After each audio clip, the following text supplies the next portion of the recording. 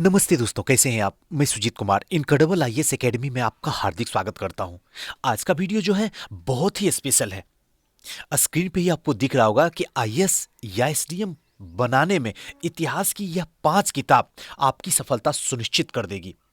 इसके सिवा अगर इतिहास की कोई और बुक आप पढ़ते हैं तो आपके साथ क्या होगा या क्या हो रहा है, मुझसे बेहतर आपको पता है। इसी पे चर्चा करेंगे और बेहतरीन तरीके से आपको समझाने की कोशिश करेंगे। कोई भी हवाबाजी वाली बात नहीं होगी, सारी की सारी बात प्रैक्टिकल बताऊंगा। और इस वीडियो के जैसे जैसे वीडियो आगे बढ़ता जाएगा वैसे वैसे आपकी पूरी समझ क्लियर होते चली जाएगी।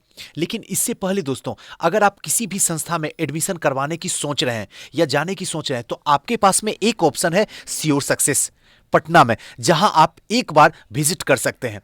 आप हमारी प्रोसेस को देखने की कोशिश करिए कि हम बच्चे को कैसे पढ़ा रहे हैं। हम वाकई में अपनी संस्था में बच्चे को पढ़ा रहे हैं या सिखा रहे हैं, यह डिसाइड करना आपका होगा। हम आपके पैसों से ज्यादा अहमियत आपके सपनों को देते हैं, जहां पे डेली ग्रुप डिस्कशन होता है, जिससे कि कभी भी गलती से भी आप इंटरव्यू से बाहर ना निकल सके। डेली क्लास होता है, टेस्ट होती है पर डे और वीकली टेस्ट भी होती है। और सबसे खासियत जो है हमारी संस्था में कि बीपीएससी के बदलते पैटर्न के अनुसार से ही हम पढ़ाई करवाते हैं।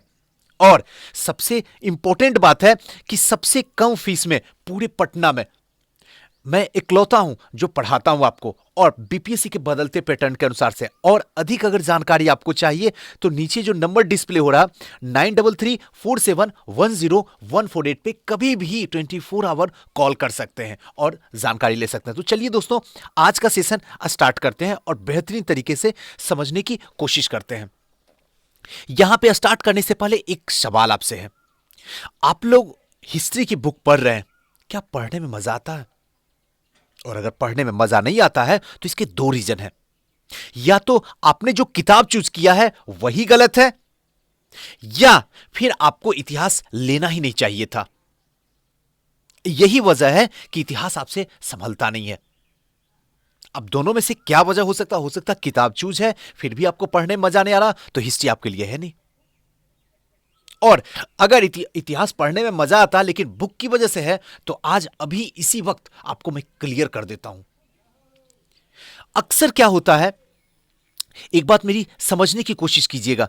अक्सर क्या होता है कि सब पढ़ने के चक्कर में कुछ भी नहीं पढ़ पाते हैं और आसान प्रश्न को भी गलत करके एग्जामिनेशन हॉल से चले आते हैं। वहीं दूसरा छात्र लिमिटेड बुक पढ़ता है और एसडीएम की कुर्सी पे जाके विराजमान हो जाता है और हम जिंदगी भर पीएचडी करते रह जाते हैं। ऐसा क्यों? क्या हो नहीं रहा? क्या 2 साल 3 साल से ऐसा हो नहीं रहा आपके साथ में? आखिर अगर हो रहा है तो कभी क्यों लगाने की कोशिश किए अपनी लाइफ में, अपनी प्रॉब्लम में, अपने क्वेश्चन में, अपने कामों में? नहीं लगाए ना, इसीलिए उसका जवाब कभी आपसे नहीं मिल पाया। और यह मैं मानता हूं, यह सच है कि आपके सिस्टम के अंदर जो सॉफ्टवेयर पहले से फिट किया गया है उसे सुजीत नहीं बदल सकता है, लेकिन इतना भी मुश्किल नहीं है कि वो उसे बदला ना जा सके। फिर भी मैं एक कोशिश करता हूं कि आपका 2 साल 3 साल से मेंस रुक ही रहा है तो इस बार इस तरीके से ट्राई कीजिए। मैं आपको विश्वास दिलाता हूं आपका मेंस रुकेगा नहीं, कभी भी नहीं रुकेगा। आपको इतना बेहतरीन ऑप्शनल पेपर में मार्क्स आएंगे कि आपका प्रॉपर रैंक के साथ में एसडीएम या आईएएस में सिलेक्शन हो जाएगा। और यह वीडियो सिर्फ बिहार यूपी एमपी नहीं, ऑल ओवर पीसीएस के लिए और ऑल ओवर ऑल मतलब यूपीएससी के लिए, दोनों के लिए कहे तो पीसीएस और यूपीएससी दोनों के लिए यही बुक जो है सफिशियंट है। इसको पढ़ना ही पड़ेगा। इससे नजरें चुरा के, इससे मुंह मोड़ के आप सक्सेस नहीं कर सकते हैं। जहां कहो मैं लिख के दे देता हूं, बाकी आपकी इच्छा। मुझे जो कहना है हमने कह दिया। सबसे पहले जब भी हम किसी सब्जेक्ट को पढ़ते हैं तो पहले पता करें कि आखिर इसमें पढ़ना क्या क्या है। सिलेबस को, वो तो आपको पढ़ना करना ही पड़ेगा। सिलेबस को पहले देख लें। सिलेबस के बाद आता है कि इसमें क्वेश्चन कहां कहां से पूछा गया था, जो कि ये आपका प्रॉब्लम सॉल्व करेगा। ये एक बुक जो है सबसे अच्छी बुक है। अगर कोई और बुक लिए हुए हैं तो प्लीज इस बुक को अपने घर में ले आइए, न्यू विशाल की। इसमें जो है पीसीएस की और यूपीएससी दोनों के, और पीसीएस में सिर्फ सारे पीसीएस के, इंडिया के सारे पीसीएस के और यूपीएससी के दोनों के क्वेश्चन अनसॉल्व जो है इसमें दिए होते हैं, जो कि आसानी से आपको समझ में आ जाएगा। हर चैप्टर वाइज चैप्टर करके दिया हुआ है।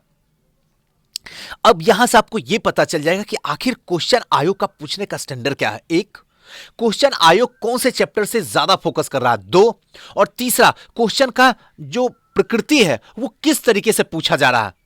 तो ये तीन चीज जिस दिन समझ में आ जाएगा, अब जब बुक आप पढ़ोगे तो उस पे जो है निगाहें खतरनाक वाली रहेगी। जो चीज समझ में आएगा कि अच्छा यहां से क्वेश्चन पूछा है, तो उस चैप्टर को बारीकी से, समझदारी के साथ में और बेहतरीन तरीके से पढ़ोगे। और फिर जब इस तरीके से पढ़ोगे तो परफॉर्मेंस भी बेहतरीन तरीके से होगा। और अगर आप यूपी और झारखंड के लिए हैं तो संदर्भ का इतिहास का मुख्य परीक्षा हल प्रश्न पत्र जो है बीपीएस इतिहास के लिए, हिस्ट्री ऑप्शनल के लिए है। और अदर स्टेट जो भी है, चाहे यूपी हो, एमपी हो, राजस्थान हो, छत्तीसगढ़ हो, तो इन सब के लिए अलग अलग है। आप लोग देख लीजिए, जो भी है वहां से उसको ले आइए जो सॉल्व्ड हो। अब सॉल्व से क्या होगा सर, अनसॉल्व बताए वो तो समझ में आया, लेकिन सॉल्व्ड क्यों बता रहे हैं। सॉल्व इसलिए बता रहे हैं क्योंकि जो सॉल्व करता है वो भी एक इंटेलिजेंट इंसान होता है। वहां से आपको ये पकड़ में आ जाएगा कि क्वेश्चन को लिखने का स्टाइल क्या है, क्योंकि हर जगह आप कोचिंग ज्वाइन नहीं कर सकते हैं, आपके पास लाखों रुपया है नहीं। तो इसके लिए ये एक प्रोसेस है जहां से आप बिना कोचिंग के सिलेक्शन ले सकते हैं।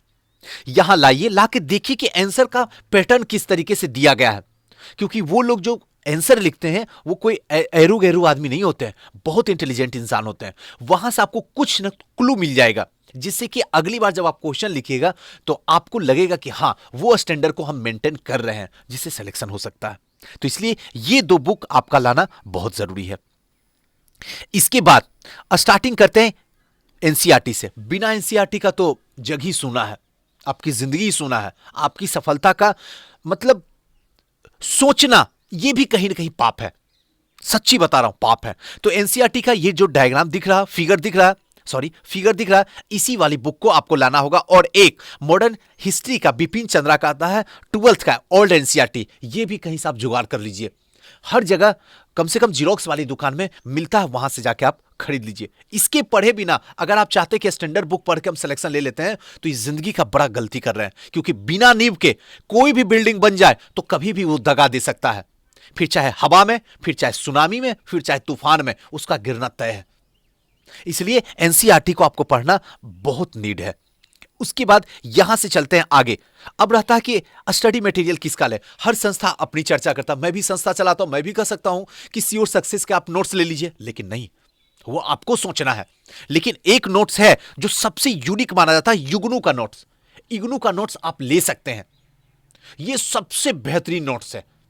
यहां से आप जो है सारे नोट्स को जो है ना फीका कर देता है इसके नोट्स को। लेकिन हां, लेने से पहले एक बार खोल के देख लीजिएगा क्या सच में आपको समझ में आ रहा, तब आप लाइएगा। अदरवाइज फिर किसी संस्था से ही जाके नोट्स उठाइएगा, जिस संस्था से आपको समझ में आ जाए, जिस संस्था के टॉपर का है, सीनियर का है, टीचर का है, उससे नहीं, जिससे आपको समझ में आ जाए, वही नोट्स आपके लिए बेहतरीन है। यहां के बाद थोड़ा और आगे चलते हैं। आगे चलने के बाद अब होता है स्टार्ट स्टैंडर्ड बुक की। सबसे पहले प्राचीन इतिहास का, इसके लिए रामशरण शर्मा सर की बुक जो है, इससे बेहतरीन तो अभी तक कोई है भी नहीं, कोई भी नहीं है। आगे हो सकता है, इसको अगर अच्छे तरीके से घोड़ के पी लिए तो प्राचीन इतिहास आपकी मुट्ठी में है। और अगर थोड़ा सा और बढ़ना चाहते हैं तो आप प्राचीन इतिहास के लिए झा सिरमाली की बुक ले सकते हैं। इसके 2 पार्ट्स आते हैं, दोनों पार्ट्स आप खरीद सकते हैं। मुश्किल से 50-100 रुपए की दोनों पार्ट्स, 50 रुपए से कम की, 50 रुपए के आसपास होगी, 50 या 75, सस्ती बुक है। तो ये बुक भी आप अपने घर में रख सकते हैं। ये भी बुक बड़ी अल्टीमेट है। लेकिन अगर झा और सिरमाली आप पढ़ लेते हैं तो इसको पढ़ने की जरूरत नहीं है।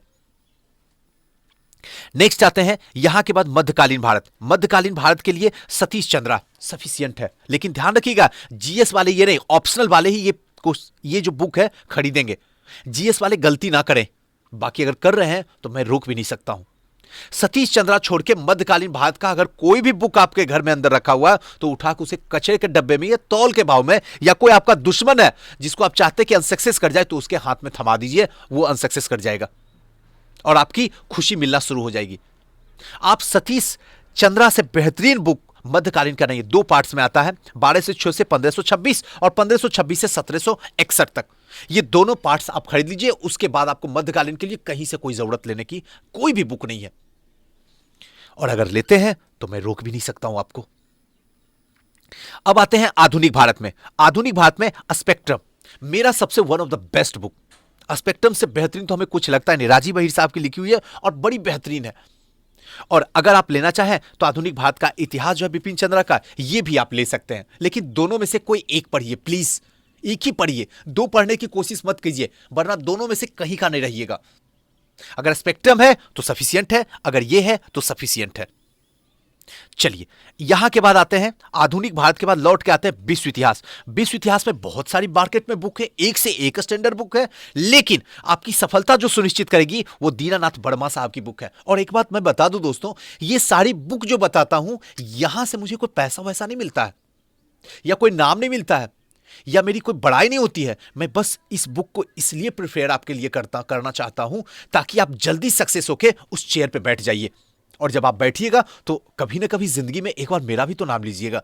इसलिए ये बुक बहुत मस्त है। इस बुक को पढ़ने के बाद में अगर कोई भी बुक आपके घर के अंदर है तो आप उसको हटा दीजिए, आपके लिए बेनिफिट है, आपके सपनों के लिए बेनिफिट है।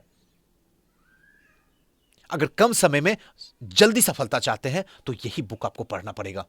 बाकी आपकी इच्छा, मैं जबरदस्ती तो कर नहीं सकता हूं। और ये सिर्फ यूपीएससी के लिए नहीं, सारे पीसीएस, चाहे एमपी हो, झारखंड हो, बिहार हो, यूपी हो, राजस्थान हो, मध्य प्रदेश हो, सारे जितने भी हैं सारे पीसीएस के लिए यही बुक फॉलो करना होगा, हिस्ट्री ऑप्शनल के लिए। और ये जो आप देख रहे हैं यूपीएससी का नोटबुक जिसमें मेंस का क्वेश्चन राइटिंग लिखवाता है यूपीएससी, ये आपको घर में लाना जरूरी है।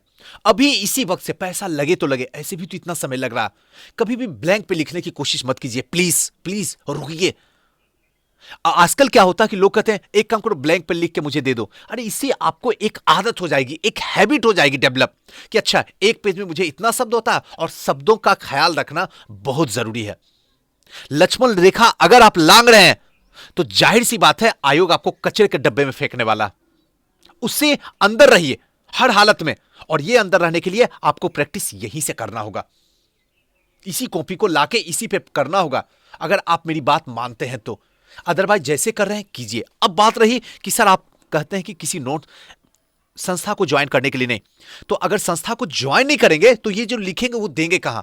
इसको लिखने के बाद आप हमारे व्हाट्सएप नंबर पे दे सकते हैं। मेरा व्हाट्सएप नंबर है 76677547 और 71। एक बार फिर से 7667754771। यहां पे आप व्हाट्सएप कर दीजिए, मैं आपका क्वेश्चन जो है चेक करके और उसमें जो कमियां हैं वो आपको बता दूंगा। इससे ज्यादा आपको कुछ भी नहीं करना है, इतना ही सफिशिएंट है अगर सक्सेस चाहिए वाकई में। क्योंकि ऑप्शनल पेपर जो है एक बहुत बड़ा गेम चेंज करता है। मैं अभी भी बता रहा हूं, आप जिंदगी के अंतिम गेम खेल रहे हैं, होशो हवास में खेलो, शतक मत बनाओ। मैं ये नहीं कहता हूं कि टॉप रैंक लाओ, लेकिन जितनी देर क्रीज पर रहो दर्शकों में जोश भरते रहो। यानी कि जितनी देर तक आप जो मतलब मेहनत कर रहे हो उसका परिणाम आना ही चाहिए, बेकार ना जाना चाहिए। अगर बेकार चला गया तो फिर आप इंसान है ही कहां हो। मेहनत करने के बाद भी अगर रिजल्ट ना निकल रहा तो फिर इंसान हो कहां। सोचना आपको है, बताना मेरा था। मेरा वक्त गया, आपका अब अभी इसी वक्त से स्टार्ट हो गया। अगर कोई कमेंट हो तो आप हमें कीजिएगा, मैं जरूर बताऊंगा। और साथ साथ में दोस्तों, अगर आप हमें मानते हैं तो प्लीज इस वीडियो को ज्यादा से ज्यादा शेयर कीजिए, जिससे क्या जो नए स्टूडेंट हैं, जो किसी सीनियर, किसी बाबा, किसी टीचर, किसी रिश्तेदार के चक्कर में फंस के उनकी जिंदगी अगर बर्बाद हो जाए तो उनका बचाने का लक्ष्य आपके अंदर है। जाते जाते कुछ तो अच्छा काम कीजिए। जैसे मैं आपके लिए कर रहा हूं, आप भी किसी के लिए कीजिए। इस वीडियो को ज्यादा से ज्यादा शेयर कीजिए। थैंक यू, नमस्कार।